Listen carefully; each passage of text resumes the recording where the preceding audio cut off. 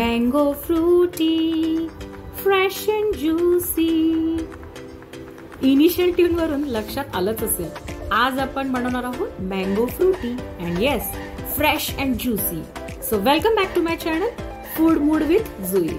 बाहेर असे रसदार आणि मस्त मस्त आंबे आलेले आहेत, तर मग मी तर ठरवलंच आहे राव फ्रुटी करायची.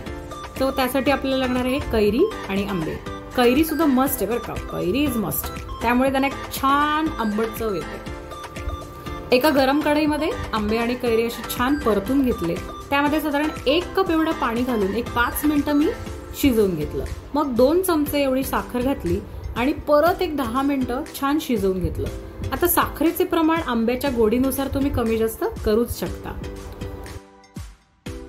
10 ते 15 मिनिटांनंतर हे असे मस्त मॅश होऊस तर मी ते शिजवून घेतले आणि मग गार झाल्यानंतर एका ब्लेंडरच्या सहाय्याने मी ते ब्लेंड करून घेतलं. मग काय, मँगो फ्रुटी फ्रेश अँड ज्युसीचा जो पल्प आहे तो तयार झालाय. तो एका कंटेनरमध्ये साधारण 15 दिवस आरामात फ्रीजमध्ये छान राहतो. So this goes into the refrigerator. आता उन्हातून खेळून आल्यानंतर किंवा शाळेतून जेव्हा मुलं घरी येतात तेव्हा ही रेसिपी झटपट तयार होते.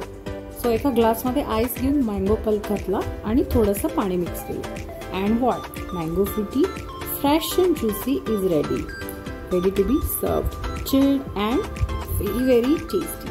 बघा बघा माझ्या मुलाची रिॲक्शन बघा आता. Wow, yummy mamma, yummy in tummy. So please ही रेसिपी तुम्ही जरूर ट्राय करा. माझ्या चॅनलला प्लीज प्लीज प्लीज सबस्क्राईब करा आणि तुमचे अभिप्राय कळवा. Till then, bye bye. Music आलेच. टँग टुंग.